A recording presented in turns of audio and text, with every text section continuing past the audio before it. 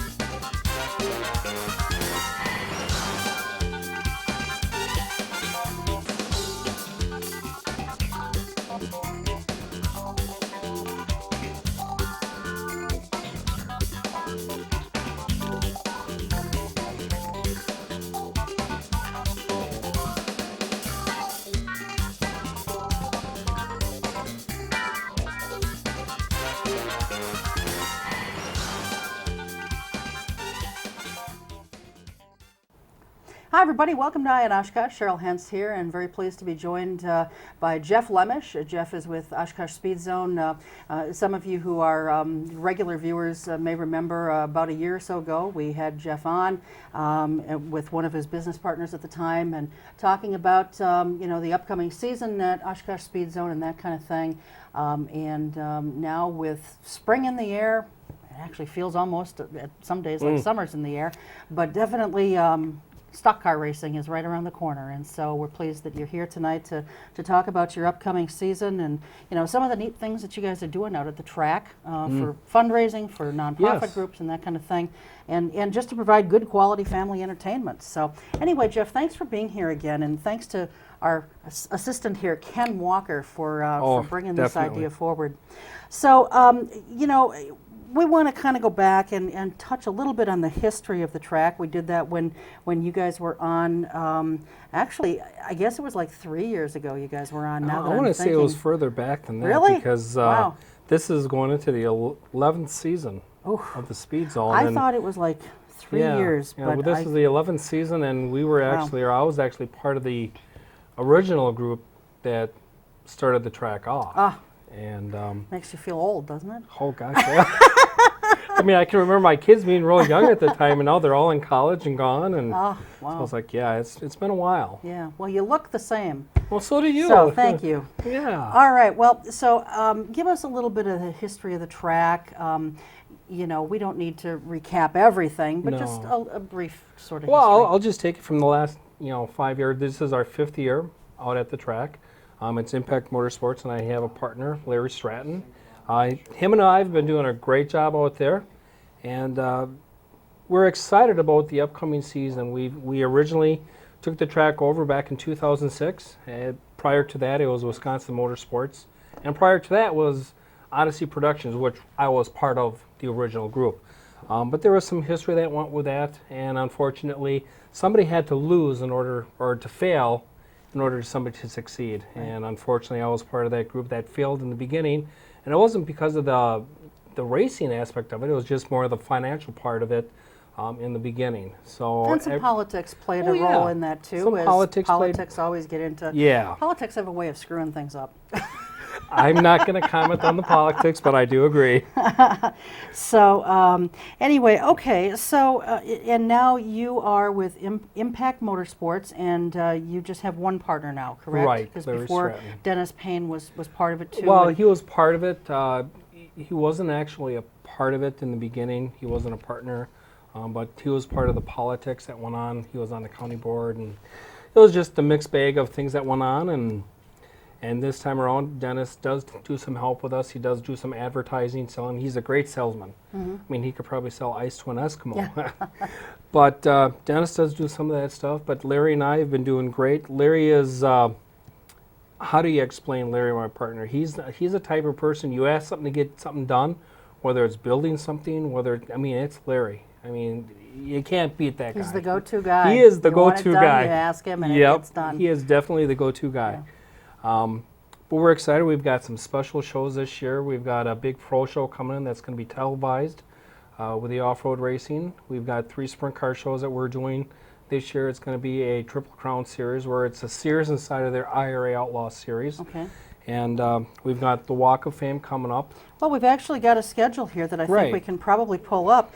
And so why don't we just, as we're looking at that, why don't we just kind of talk a little bit about some of these, maybe you can pull out a few of the events that you want to highlight. Absolutely, absolutely. What we've got listed, June 11th, July 16th, and August 27th, that's the IRA Outlaw Sprint Cars.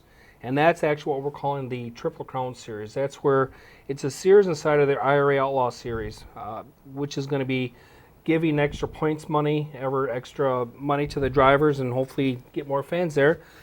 We have the Torque Traxxas Off-Road Championship Series. Now, originally it was supposed to be a sportsman's event. That's July 23rd and 24th. Okay. But just of late this last week, we had some great news from USAC, because USAC is the organization that owns this series, and it's going to be a pro event now, which you'll have drivers from California, Texas, all over the United States coming here to Oshkosh to race, and it will be televised. I don't know the station offhand that they're going to be televising it on, but it's a 26-week deal. It's kind of like a reality show where they're going to be following drivers and bringing them in and showing the actual racing. Then we have 3 Tuesday shows.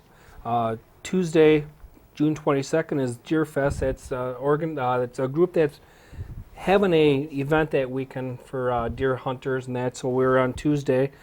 Then again on Tuesday, July 20th, it's Automotive Supply Company presents the Walk of Fame, and that's kind of where we induct some of the old racers into the Speed Zone Hall of Fame. We've had past nominees of like Dave Conger, Roger Regath, Leo Galicia. This year we've got 4 other inductees that we're putting into it, and we're kind of throwing it back to the pricing of the old days. It's $5 admission to get in for everything. It's $1 tap beer, $1 sodas, $1 hot dogs, and we're trying to make it a real family fun night. And then of course the opening night of the Winnebago County Fair. Okay. So we have quite a few things that we have listed on there. We have a tractor pull, which is coming up on June 5th. So we're not just all about Friday night racing. We've got other activities out there also. Okay. And on the bottom of the schedule is your, of course, website address, which we've got on a separate graphic as well that we'll be putting up throughout the half an hour here. We've also got some video that we're going to show in a little bit, but one of the things I wanted to touch on, is when you guys kind of first started this, not you and Dennis per se, but when everything was going on with the county and stuff, there were some noise complaints from neighbors out there, and it wasn't a lot, it was just a little bit of complaints, but I haven't heard or read anything about that in recent years. That has pretty much settled down, hasn't it? It has. We are constantly proactive with the noise issues. There's a lot more tracks out there that are running into this situation with the noise issues. A lot of the older tracks are in cities, where our track is kind of out in the country, but yet there are some homes in that area. We try working with the homeowners in that area. We'll contact them. I know we plan on contacting them this year again to give them some passes to come on out to the races. And if they don't know anybody that, if they don't want to come out, they may know somebody that might want to come out. But we're definitely working with them. We have decibel meters that we go out at least once a month, if not, we try to get out there every night, but of course, it can't do that every single night. But we go to the people's houses and actually do a reading. And what we have found out that ambient noises are sometimes louder than what comes from the tracks. But it all depends on the way the wind is blowing also. Sure, yeah. I live on, Plymouth Street in Oshkosh, and I can hear the railroad, when the trains go by. It all depends how the wind is blowing. So well, then not just wind though, Jeff. Either it's if it's a clear night or a cloudy night, that will if it's real cloudy, that sometimes or foggy, that'll sometimes make the sound travel further too. It's just really weird the way Mother Nature plays a role in this. Yeah. But, I think you said it best, being a good neighbor, Yeah. that goes so far Oh, definitely. in mitigating or just in some cases eliminating the problems and the complaints. It's all about, people need to know that you care. And, Absolutely. Rather than just, hey, we're here, we're going to race, and the heck with you. Well, exactly. And We're you guys not- have never had that attitude. No, we've so- never had that attitude, and we aren't going to have that attitude either. I mean, because we want to be here for the long haul. That's our goal, and we're just working on our next 5-year contract with the county, which everything is going real well with that. And I am pleased to say that the working relationship that we have with the county is very strong. They're happy with us. At least we think they're happy with us. Everything is going real good, and we want to be good neighbors to everybody in the area. Now, you guys rent the facility from the county? Yes. Is that how that works? Or what do you Yes. pay for rent out there? It varies on whatever the event is. Our normal weekly event averages around $250, $260, and then we pay for the utilities after that. Okay. But there is a 5% increase per year, Okay. and each year it goes up 5%. And to be honest with you, I can't tell you what the price is because my partner Larry, he takes care of all the financing. He's the and- go-to guy He's the and the go-to accountant. guy. And Yeah. the accountant. Yeah. See, I'm the political guy, kind of. And the So- TV part. Yeah, you do yeah. the TV part. But specials that we have, like the off-road race tracks, the rent is more for them because it's not on a regular basis. Sure. But I would say by the time you pay the utilities and the rent and everything, it's close to $1,000 a night that we pay for rent out there, which is comparable to what other tracks are paying out there. Sure. Sure. It's not off the chart like it was several years ago. Yeah. We'll just say that. It's not off the chart. It's reasonable to what other tracks are paying. Plus there's the insurance that we take care of. We have plenty of enough insurance to cover, hopefully, if anything that happens out there. We have to knock on wood. There hasn't been anything for the last 4 years, so knock on wood there. Right. But all in all, it's a fun time to be out there. Yeah. Well, let's show that video clip and just kind of tell us, what we're seeing here, because I think sometimes, people think of racing, and certainly people are getting more and more into racing these days. Oh, definitely. So let's show this clip here and let's Sure. tell us what we're seeing here. Okay, the clip that we have seen now, it's the Grand National Well, feature. we don't even have it up yet. Oh, okay. There we go. There we go. We've got the Grand National feature going on right now, and that's Kenny Richards in the car number 9. It's the black car there.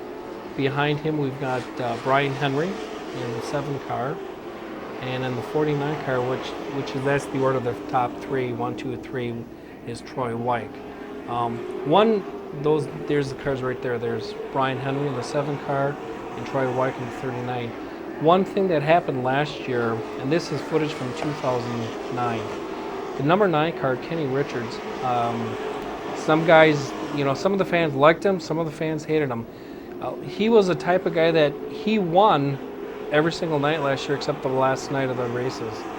And, everybody would say, if you're winning, you're cheating. But it's just one of those things. He's a good driver. He knows how to set the cars up. And not saying the rest of them aren't good drivers.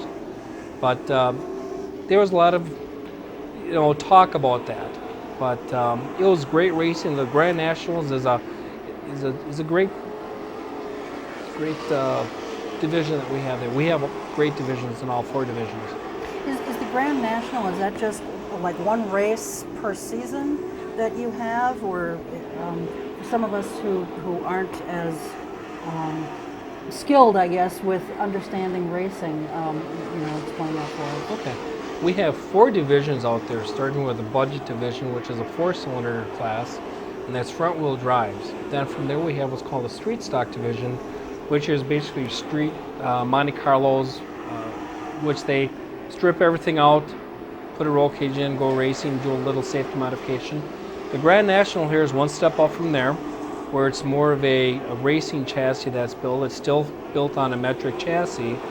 And then the class that we have above this is which is called modified. Now that's a complete race frame, race chassis, everything is all racing about it. But these cars here, they look closer to what you're going to see on TV, if there is such a thing as that. They're new style bodies. That's just a lot more that you would see on TV, and it's just a lot of fun. Okay. Now, it's a dirt track. Yes. I think we can probably stop that now.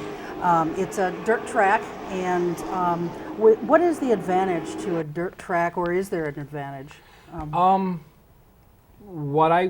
There's two types of tracks out there. There's asphalt and dirt. I like dirt. It's more exciting racing. You know, I'm not taking anything away from the asphalt because they're both exciting racing. It's just different kinds of racing, Right, too. it's different types of racing. Dirt track racing, I think, is more forgiving for the drivers and the cars. It's not as costly versus asphalt. They're constantly going through tires because the asphalt, of course, chews up the tires. Sure. There's guys out there that may run a whole season on a set of tires for dirt track racing.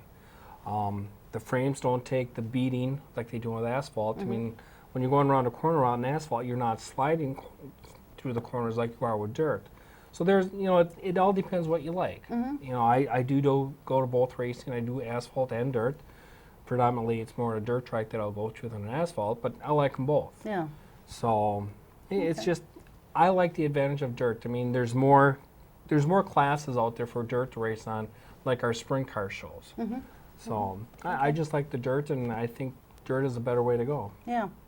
Well, let's talk a little bit about, you know, we say it's family entertainment, and some people might sit back and say, well, you know, what makes it family entertainment, you know? But I can remember as a kid when Leo's Speedway was over by where Pick and Save is, and it wasn't quite that far back, Yeah. but it was right there sort of on the corner of Jackson and Murdoch, and, you know, we'd go, it was on Tuesday nights, and we'd go pretty much every Tuesday night, and, you know, we enjoyed it as kids, and I think our folks like taking us. But you know, explain some of the comments that you hear from folks as to why they make this or feel that this is good family entertainment. We hear a lot of people saying, you know, just like it was back in the old days with Leo's, there's families that come out there and they meet out there. They've met out there. Just like in the old days, there's that way now. We do have a kids club where the kids can come out and get out of the parents' hair for a while. And we have some games that we have set up for the kids, and we also give pace car rides. And the pace cars donated by Reset Ford, so we're really thankful for Reset Ford for doing that. But we give pace car rides for the kids, and then a couple nights during the year, we have what's called Ride Along, where all the kids that come out there, and even if adults want to, they can ride in the stock cars on the track. And that's a lot of fun for the families. They get to take pictures of the kids. We have Scout Night out there also. We're all scouts in uniform. They get in free. Really? So Okay. yeah. So and that's coming up, if I'm not mistaken, May 14th is Scout Night. And So right around the corner. Yeah, and any scout, whether you're Cub Scout, Boy Scout, Girl Scout. Girl Scout, and yeah. I mean, I'm familiar with the other because I have all boys in it, but any scout that comes out in uniform, they get into the races for free. So I mean, we do a lot of community involvement also. We have 50-50 raffles each night, and that's done by different groups. We have the Oshkosh Youth Baseball group coming out. We have the Dragon Boat Club coming out to do a 50-50 night. We have different nights where, you know, we have some Marine Corps League coming out. We do a lot of different things. Sure. And you guys do fundraisers for Yes. different nonprofits. Let's touch on that, because it's not just about, you know, racing and putting money in somebody's pocket. You Right. guys are out there actually doing something for groups in the community. So Right. tell us about that. We have some couple of groups that come out on a yearly basis. We offer them different ticket pricing, where they can actually sell some tickets, and part of the proceeds goes to pay for the tickets, of course, and then the Sure. balance that they get to use as a fundraiser. I know we did that with Thrivent for Lutherans, or Lutherans for Thrivent, or something, whatever it's. Thrivent. Yeah, Thrivent. We did that with Thrivent, and it went over very well. We have what this year, I forget what night it is, but it's Thrivent Builds. It's kind of based on Habitat for Humanity, Okay. where they can come out and donate some money for that Habitat for Humanity or Thrivent Builds. So we do different activities. This year we have what's called Challenge the Outdoors. These are folks that are handicapped, and we give them a ticket price. They come in, they enjoy the evening. So we have a lot of different activities for different groups out there. And if anybody's interested in having a fundraiser, they can contact us. Okay. Now, I know that you also have, you mentioned some of the events for kids that go on, but you also have something called a kids club also. Right. Tell us about that. What it is we have a couple, they're not volunteers, they're paid people that we have out there. They actually organize activities for the kids to do. Because a lot of kids, they'll come out there and of course they're not going to sit still for 3 hours of racing. So we have different activities for the kids to do. They come in each night and they sign in like they would sign into a club, and they get points for that. And then at each week they come in and sign in, the points get added up just like a racer. At the end of the year, of course, you want to crown a champion of who came out the most, but you don't want to single out all the kids, so all the kids get something along with that. But we have different games that we play throughout the night. We'll have some sponsor giveaways, T-shirts. The kids can help with that. The kids will actually get a lot of clothing from drivers. They'll maybe get some hats or T-shirts. We also give things out to the kids also. And we have the pace car rides that they get in the pace car. Yeah. So there's a lot of activities that we do for the kids out there. Okay. Let's talk about the the grandstand out there, in case someone is unfamiliar with it. Let's talk about the capacity and that kind of thing. How many people will the grandstand hold? The grandstand will hold comfortably about 4,800 people, 4,800 Well, people. that's a good. Yeah. Do you fill it?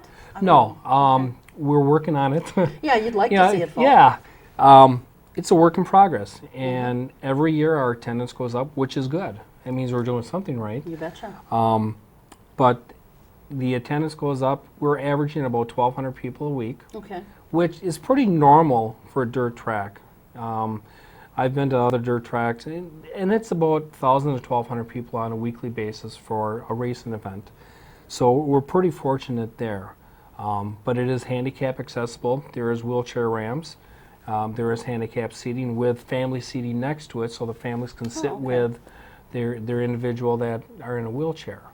And we do some special things with them. Anybody in a wheelchair, we'll let them for free. Of course, the person who's coming with them will have to pay, but the wheelchair person or handicapped person, we will let them for free. So you don't see that a lot. I mean, we want to say that we're there for everyone. Mm-hmm. So, and with the construction coming up, we're hoping that's not going to bother too much, but we're working on that. Well, let's talk about that construction because everybody is. Yeah. You can't go anywhere in town without running into construction. I don't care where you're trying to go. You just can't get anywhere without bumping into something somewhere. And it's one thing to the roundabout is underway, being constructed at Murdoch and Jackson. Of course, you're further out, but right now I don't think you can get on or off the Jackson exit off of 41, can you? No, you can't get off there. They've got the exits closed down, and that's For how long? till the end of June, so they say. Their projects have been ahead of schedule. That's what we've been told. We're hoping by the end of June it is taken care of and it'll be open again. But on our website at Oshkosh-Speedzone.net, we have a map of the detour. And the easiest detour is you take Highway 45 to S&T intersection. It's the new off-ramp, the viaduct, however you want to call it, that they put over 145. You take that to T and T to Y, which is County Y, and you can take that right to the track. It goes over 41, and it takes right down to the front of the track. Okay. Or if they're coming from the north, Appleton area, you can take Highway 76. Because 76, they have one lane open on each side. Okay. Underneath the overpass. So Now 76. the old 45. See, this gets so. I don't know why they had to change names in the first place. Yeah. I mean, Jackson used to be 45. Yes. Now it's 76. 110, now Algoma 45. Boulevard is now 45. Yeah. So, but mainly they just Jackson or 76 at the highway, you can't get on or off. Right. And now I haven't been out there. Are the signs, are the detours pretty well marked? The detours coming off of 41 are pretty well marked, but if you're not used to Highway 76 or whatever, you're going to go past it. Okay. And if you miss, coming from the south, if you miss the 45 exit, you're going to have to go all the way up to Breezewood and turn around and come back. Oh, Yeah, but during the detour, we will have signs out there that say the Oshkosh-Speedzone Raceway with arrows pointing, so they'll be able to hopefully see that coming out. okay. And your season actually is underway. Well, it's not underway just yet, but your first item on your calendar here was April 17th, which Right. was last weekend, with a car show. And now a car inspection and rock picking party is the 24th, which is 2 days from when we're taping this. Your first actual race is what May night 7th. here? May 7th. Right. So just a couple weeks away. So if they're going to be having road construction going on until sometime in June, hopefully it'll end then, that impacts roughly almost half of your season, a little bit Yes. less. You know? We're aware of that, and that's why we're trying to get the information out to the people as early as we can about the road construction. Excuse me. Like I said, we've got a map that we got from the DOT on our website, so they can actually visually look at that. And we're hoping by word of mouth it gets out there. Where do you advertise? How do you advertise? Yeah. There are so many outlets to advertise on. Where's the best one? And Yeah. we just felt, for cost reasons, to put it on our website, because our website does get quite a bit of traffic. So we're looking at hopefully that they'll see that and they'll think about it and use it. Okay, well, good. Well, and hopefully it won't, impact the races too terribly much. No pun intended with the word impact there. Yeah. But, let's talk about economic impact for just a little bit, since we're talking about how this may impact, your attendance. What kind of economic impact do the races at Oshkosh Speedzone have on the community? Sure. There is a formula out there. It was brought up at one time, but the impact that we have is like more of your convenience stores, your gas stations, your parts stores. We do have quite a bit of impact on that. And now, like with the off-road race coming up, and unfortunately it's the same time as EAA, so rooming in that is going to be kind of difficult for them, but they're working on that. But I mean, there are housing that some of these racers that travel from Illinois, they may stay overnight someplace. So there is some impact there. But it's more so towards the gas stations, your convenience stores, your grocery stores, parts stores. And things that it probably impacts. in close proximity Yeah. to the track. So, okay. all So right. there isn't, I mean, to tell you a dollar amount, I couldn't do that because I don't know. Well, and who of us understands all these formulas anyway, Jeff? Exactly, You know, exactly. Even if you're a mathematician, I guess you might understand it, but even then, it Yeah. might be a little bit difficult. In our remaining moment or so, let's just talk about, why people enjoy racing.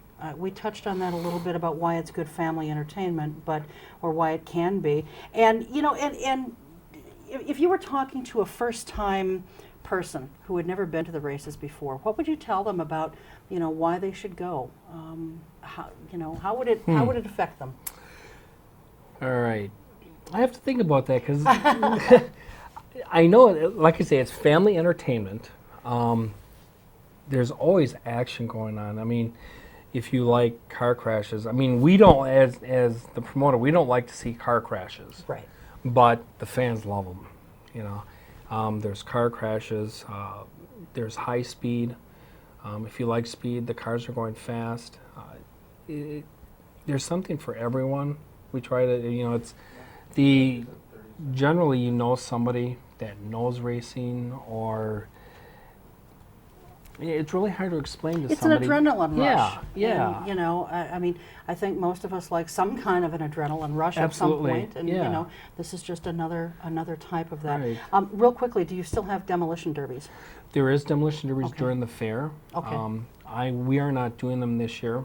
That's Lucky O'Hara, and he does a great job doing that, and we recommend him for doing that. Okay. So All we right. do some demolition or Sheboygan County Fair. It's in September, but yeah, and we definitely want to thank folks here at Cable 2 for being our flagship station. Boy, my tongue gets tied. It's tough to say. Because, like you said, Ken Walker, he comes out and he'll videotape, and then he'll put it on cable. Channel 2. Yeah, that's it. Cable access channel. Cable access too. So we definitely want to thank them for doing all that and being the flagship station for the Speed Zone. It's awesome. We're really glad that the Speed Zone is on there and people can watch it in the off season. Okay, excellent. Well, very good. Well, have a successful season. Thanks for being here, and just sit tight. We're going to take a short break. When we come back, we're going to be joined by some folks talking about an upcoming food drive that the letter carriers in the area are going to be conducting. So we'll be right back.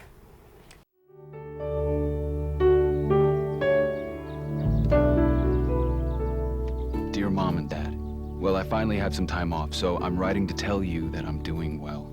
We have good days and bad days over here. We try to remember the good ones and get through the bad ones. Mostly we have each other, and that's what keeps us going. And Mom, since you asked, if anyone wants to help, just tell them to contact the USO. You can't believe how much they do for us. With love, your son, Michael. Every year, the U.S. Department of the Treasury receives about 1.4 million reports of problems with paper checks. Checks can be lost, stolen, or delayed. If you still receive Social Security payments by paper check, Treasury wants you to know about a safer, more convenient way to get your money. The Direct Express Prepaid Debit MasterCard. The Direct Express card is new and is available to anyone receiving Social Security benefits, even if you don't have a bank account. Your monthly benefits will be automatically placed onto your card account each month on the day your money is due. While other debit cards cost money, it is possible to use the Direct Express card for free to make purchases, pay bills, and get cash at thousands of locations nationwide. There are no sign-up or monthly account fees. No more waiting for the mail or worrying about lost or stolen checks. Call 1-877-212-9991 or visit www.usdirectexpress.com.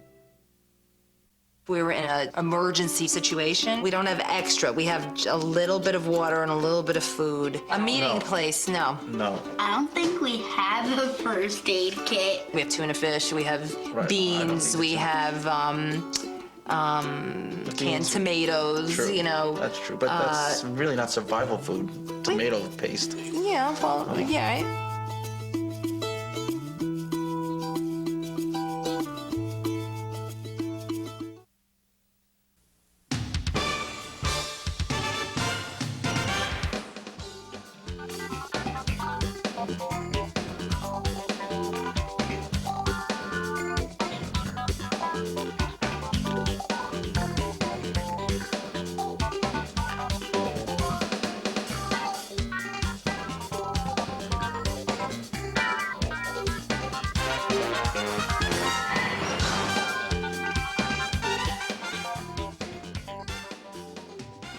Harrell, who is seated to my left. Ron is on the board of directors for the Oshkosh Area Community Pantry, which, of course, we've had Steve Vickman from there on a couple of times in the past since they've opened a year or so ago.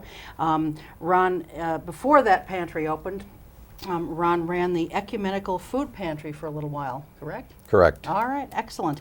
And we're also joined tonight by Mark Wortman. Mark is the Vice President of Letter Carriers Local 173. They are with the National Association of Letter Carriers, or NALC. So, all right, so thank you very much to both of you for being here. Hunger is a horrible thing that far too many people are experiencing.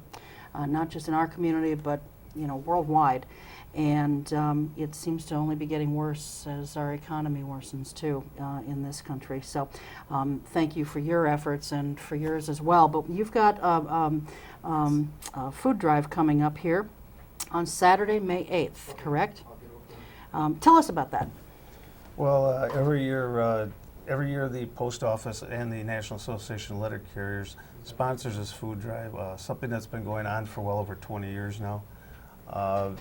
It's kind of our way of giving back. It's the one day where we'll work that extra mile to help the needy and to take care of our food pantries. It gives us a good feeling to do these things. Sure. How many years have you been doing this?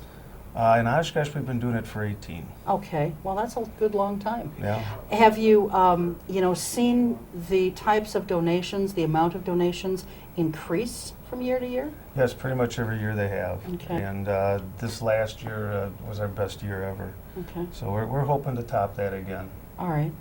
Okay, and we brought some things here, or you brought them. I didn't bring them. I didn't even know they were here until I got here. So maybe we can take a look at these two visuals, and you can tell us what we're seeing here. I think basically it's just talking about, you know, when the food drive is, and something that I think I found a little interesting when I looked at this. 1 out of 4 children are at risk of hunger.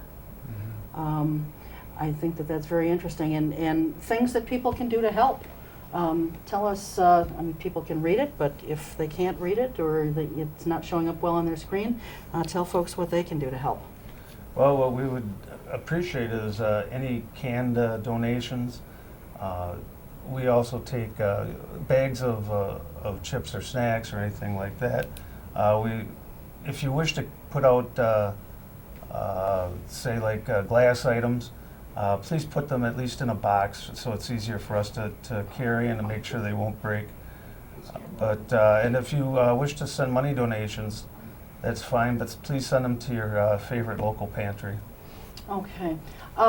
And so how does this actually work then, Mark? I mean, the food drive is on Saturday, May 8th, as we've said, and so people, what they said, like, are the letter carriers going to be delivering bags in advance of that day, kind of like the scouts in the area do, or how's this going to work? What we do is usually the Wednesday before the food drive, we will send out postcards to all the households, and then on Thursday we will deliver bags. That's the extra reminder.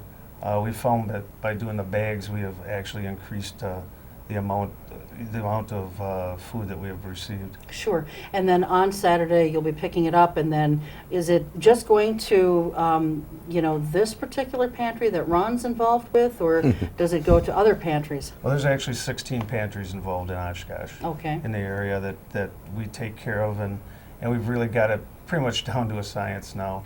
The one thing that's really nice about this day is we make it a family day for us, too.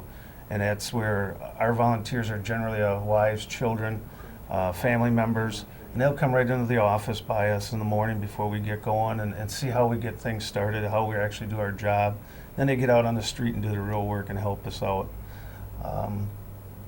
You know, it makes it fun and more involved for everybody. Sure.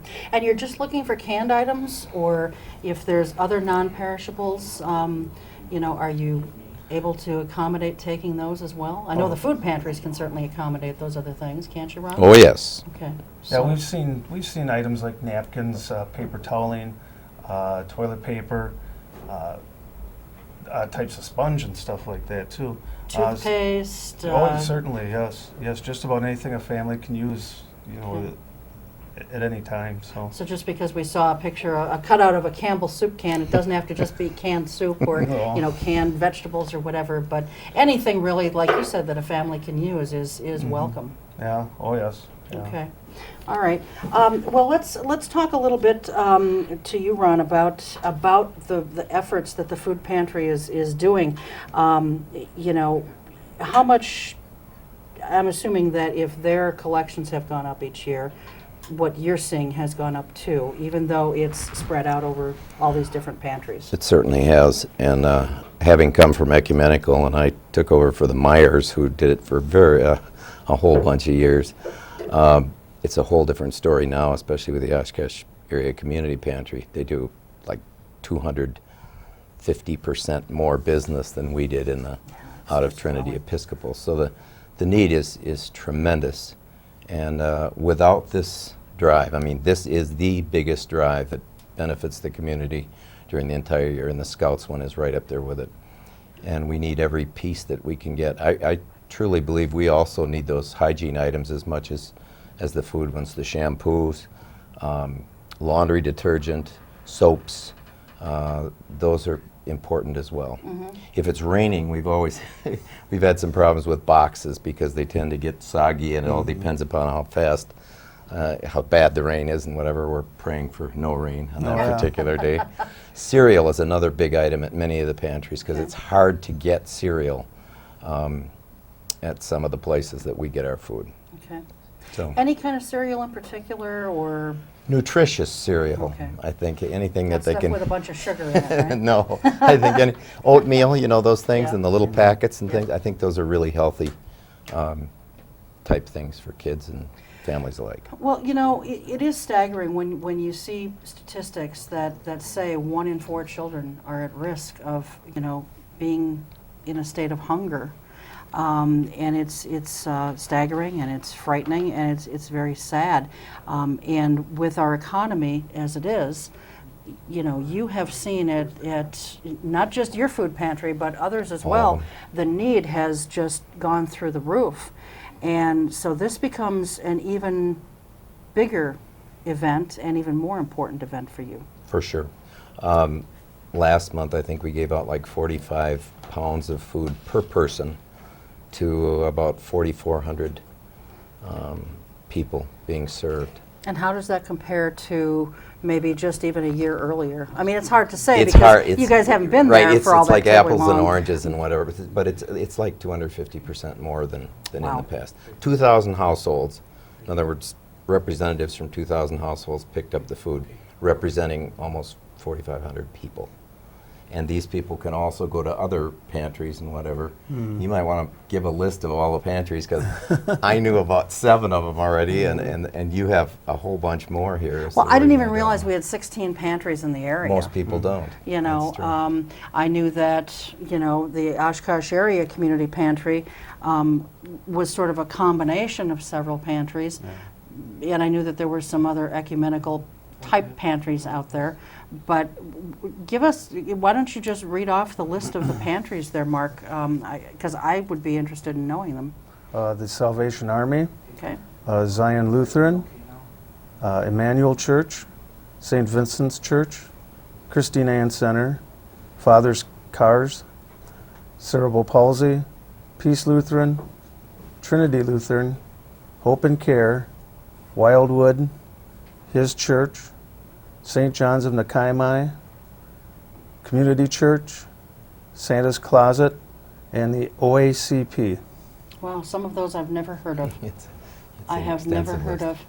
Is it, without getting political or pointing fingers at whether something's good or bad necessarily, but, to my way of thinking, it would be easier to just have one large pantry and, kind of streamline things. And I know that some people don't want that. But, I mean, can it be confusing when we have this many pantries? And as you mentioned before, can people go to every one of these? think I they can. believe they can. Yes. Okay. Yes. Yes. I mean, we work with the United Way on what pantries we can help out. So, as long as they know it and they work with us on it, we believe that the pantries, that they're all, taking everybody in. How do you guys determine who gets how much of what you're collecting on May 8th? Well, the pantries are responsible for letting us know kind of how many people that they do serve on a normal basis. And from that point, we decide if we'll send one city route over or 2 city routes over to one pantry. I know Salvation Army usually gets 7 or 8 city trucks over there. And then there's just maybe 3 or 4 of them that just get 2. But a lot of it has to do with the size of the pantry, how many people they're taking care of. By the way, you mentioned the United Way, and I want to send out a thank you, and I'm sure you guys join me in this, to Sue Ponick from the United Way for helping to kind of coordinate this and facilitate our getting together this evening. Because I, for one, I had heard rumblings of a food pantry drive coming up, but I wasn't sure when it was or whatever, and when I was talking to Sue about something else, she mentioned it, and I said, love to do a show on it. And so thank you to Sue for helping to kind of coordinate this and bring us together tonight. You've got carriers who are trying to do their routes on Saturday, and then you've got all these items to pick up too. Are the letter carriers themselves, they're certainly not picking this stuff up as they're doing their actual route, are they? How does that work? Yes, they are. Oh, they are? But they do have volunteers going out to help Okay. them. And the nice part is they get to choose who their volunteers are, it's friends, family, whatever. So, we've seen some of them out with shopping carts. They the families. We've seen them out with wagons. Some of them, like my, well, I won't put it. My ex-wife used to put on her, she used to put on her rollerblades and grab the bags for me and take Wow. them back to the truck. So I mean, that was fun exercise for her. So, Well, what a neat way of doing it. And you can cover a lot of ground on rollerblades. yeah, you can, yeah. So I mean, it's nice to have the families involved in it. It is. Well, we're looking at something here now, and it just kind of, I think, is something else that sets out what is going on Saturday, May 8th. And it says on there, I know that there's a little bit of a crease in there, but basically it just says put your non-perishable donations in a bag by your mailbox, and that you guys will deliver it to a local food bank. So it's really very painless. It's an easy way of doing things. You guys are going to send out the Wednesday before a postcard, and then you're going to drop the bags off. Just one bag per household, I'm assuming, is what you Yes, drop it is. off? Yep. Okay. And, just put something in it, and it doesn't matter if it's one item or, 20 items. Just anything. And as we mentioned before, it doesn't have to be just, canned goods or boxed food items. It can be, personal hygiene products, toilet paper, toothbrushes, toothpaste, what have you. Razors, I would assume. Sure. Shavers, whatever you want to call them, really anything. It's just amazing when you think of little things like that, and we all take them for granted. We use these products every single day. We don't think too often, probably, about the fact that there's people out there who don't have those things. Are there restrictions, Ron, on how much someone can get at the Oshkosh Community Pantry? Right. They have a point system, and you're allowed so many points, but there you can. It's almost like shopping. You just walk through, pick out a number of items, and come up with that point total. Then we weigh it, and we know how much then we've given out on that particular day and to that individual person and whatever. So people got acclimated to that very fast, and it's pretty neat the way it operates. Having come from Ecumenical, where we handed out bags of food and people really didn't have much of a choice, this is really, it's choices. And people are allowed to make those choices, which I think is, it's important. Well, and we talk about 240% increase in what you're giving out and the need that you're seeing. That has obviously had to, it's obviously created an impact in how you deliver services to people, I would assume. Yeah. Can you talk about that a little bit? Well, again, the delivery of the services, it was a bag at one time, 2 bags, if this is what we're talking about, deliveries. And now it's whatever they can, get into the bags that they bring with them, or get there at the pantry, or boxes that they take there. But the biggest thing, I think, is choices. Meat now, which we didn't have, mainly because we didn't have a freezer. We did. We had 2 little freezers like this, and now we have several against a wall. It's amazing. So you can have milk, cheese products, things that never existed prior to that, or if they did, in very, very, very small quantities. 2 big freezers back there in a refrigerator, so you can have vegetables brought in, and we've had some great community programs designed to provide vegetables for us in the summer. And we have a capacity to store it now so that we don't have to get it out before it spoils, this type of thing. So it's been incredible how it's worked out. But we aren't the only pantry, and that's the thing. You asked before about if everybody got together and you had one big pantry, and when I first got into that, that's what I thought too. But certain churches' missions are different, and I certainly I don't think that's bad at all. I mean, I think if a congregation wants to have a pantry of its own, staffed by its own people, I mean, why not? They're open at different times sometimes than we are, and so if people aren't able to get there at a particular time, they can go to another pantry, pick up food at that particular place. So if people are donating, and if all the people of Oshkosh are as generous as they have been in the past, everybody benefits. And what's incredible is, here we had that downturn in the economy, and you're going up in the donations Yeah. that you've gotten. So I think it says a lot about the people of Oshkosh. And what I think Ron said is very true. I think the most important thing to remember is, despite the time that our coordinator puts into this, the real success to it is the generosity of the public for that day. I mean, it's just overwhelming for us too. You know, to see my truck get more and more filled up every year. I mean, that's just fantastic. Instead of just making one trip to my food pantry, now I've made 2, you know, during the day. That's just how much it's grown. Yeah. Like, I've always kind of been curious about this just from a general mail service delivery, but, you know, how many homes, for example, does a mail carrier get to in a day? It varies. Some routes have maybe 400 homes, where others have about 800. You know, I delivered on the north side of Oshkosh, you know, in a nice area. I didn't have a lot of stops, but I got a lot of mail. So, you know, plus, you know, that was the generosity again. You know, I had a lot of very nice people out there, people that I got along well with, and you know, they've always been good to the food drive and to helping us out.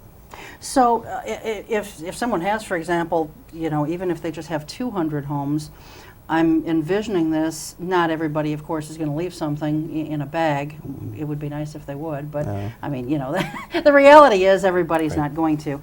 But even if just 75 people or 100 people were to leave things in bags, you've got room in your truck for all of that? Yeah, okay. well, we put them in our postal tubs that we put certain types of mail and stuff in that keeps things from moving around and shifting. Plus, we use those tubs as an average weight for when we're delivering. So with the tubs also, you know, the handles, it makes it a lot easier to pick everything up than just grabbing bag and bag and bag. And if you get maybe 2 individual cans somewhere, you throw them in a tub, and it works out pretty nice that way. Okay, all right. Now, you had mentioned volunteers. Obviously, you know, with something like this, you do have to have a lot of people helping out. In your situation, you're not looking for or in a need for volunteers from the general community because the carriers themselves are picking their own volunteers? Well, our carriers pick their own volunteers. There are other members of our other post office that help out, people from the clerks union, from the mail handlers union, and also our supervisors are great about helping us out. Okay. Yeah. So, but I mean, we never turn anybody down that wants to help volunteer. So if somebody wants to volunteer, they could call the post office or stop out. Yep. But the people who need the real volunteers are probably the food pantries themselves. And that's where you get the other set of volunteers, and there are people there to receive the goods that the postal carriers drop off, and then they, you know, I don't know how other pantries do it or whatever, but you sort what you get, and you know, you stack it, you put it away, because this, when it comes in the tub, you get a lot of different items in that tub. You may have hygiene items, you may have canned food, you may have cereal. So whatever pantry, whatever they decide to do, they split it up, and they have their own volunteers on site to take care of it. So everything will come to you then on the 8th. And this is the beauty this year too, is that you're going to deliver it to, it's been done in the past, but you're going to be delivering to every particular spot. And so volunteers will be there waiting as they bring the trucks in, and then we move it from there. Okay. So you could probably use help on Saturday, May 8th. Is that what I'm hearing you say, Ron? We have some lined up, yes, but it never hurts. And okay.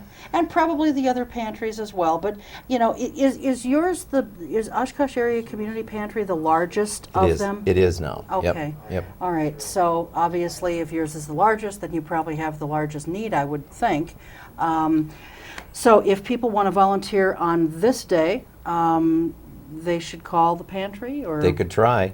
I don't know what's really been set up at this moment, because I think the Hunger Task Force meets, I don't know when this is being taped, or for when it's being taped, but I Hunger got that Task all Force. covered. It'll be airing in advance of this. All right, anyway, they meet tomorrow, so I think those decisions on the 23rd, then, yeah, they'll those be meeting, decisions so. then are made then. So. Okay, all right, and but of course the need for volunteers Always, in pantries goes always. on all the time, not just on May 8th. What kinds of volunteers? And I talked about this with Steve when he was here, Steve Vickman, you know, who kind of runs things out there.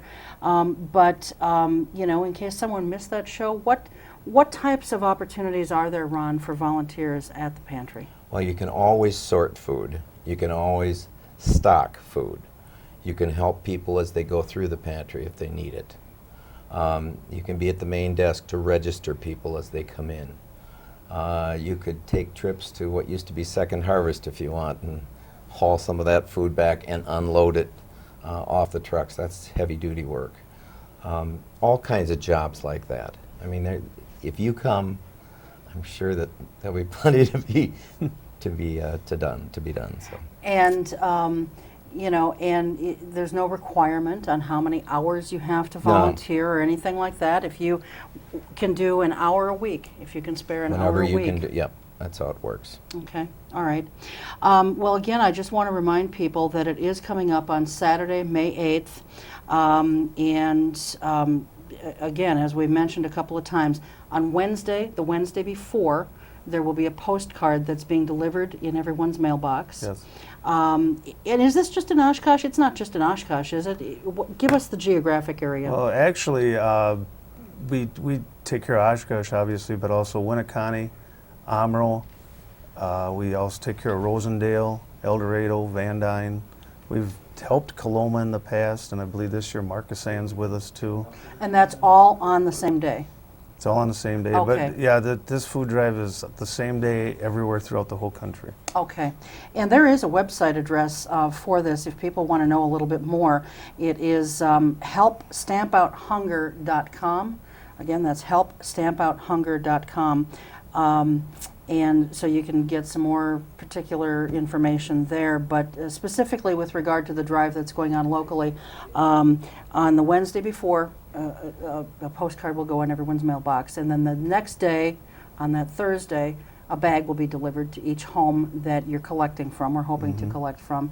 And then they should put the stuff out before their mail comes on Saturday, Yes. the 8th. And you will pick it up. That's all they have to do. They don't have to do anything else. I would also like to let people know too that if you're not going to be home on Saturday, we will be more than happy to still pick up your donation on Monday or Tuesday, the following Monday or Tuesday, Wednesday. You know, we'll do that. Okay. We bring that back to the office, and then from that point we take it. I believe we just take it to Salvation Army, but wherever they need it, you know, that's where we'll take it. Okay. Well, and you know, one thing, if someone has like a P.O. box, I mean, obviously they don't have mail delivered to their home then, but if they want to help, they can just probably drop off something at either the downtown post office or the one on 20th, or if they're seeing this in an outlying area, you know, their local post Sure. office. Okay. More than happy to have that. Okay. Yeah. All right. Excellent. In our remaining seconds then, we've got about 30 seconds. Any final thoughts that either of you want to kind of add to kind of close this out? I just want to thank the people of Oshkosh and surrounding areas for donating. I mean, it's their generosity that allows people to be fed, and you just can't say enough about people. Okay. I would just like to add that last year we were the seventh largest office of all the post offices in the country that are our size. We were seventh largest donation in the country. Wow. And that That's tells great. you a lot about the people of Oshkosh. Absolutely. Yeah. Yes. Absolutely. All right. Well, and kudos to everybody then who has helped make that a success, and hopefully this year will be just as successful. So thanks much to both of you for being here and for everything that you do. You know, it's much appreciated, much needed and much appreciated. Thank you. Thank you. All right, Saturday, May 8th is the day. You know, it's your time when you can help stamp out hunger. That's going to do it for us. Thanks to our guests in the first half. Thanks to both Mark and Ron, to all of you at home, and of course to the crew. We'll see you next time. Until then, take good care. Keep your eye on us. We've got our eye on Oshkosh.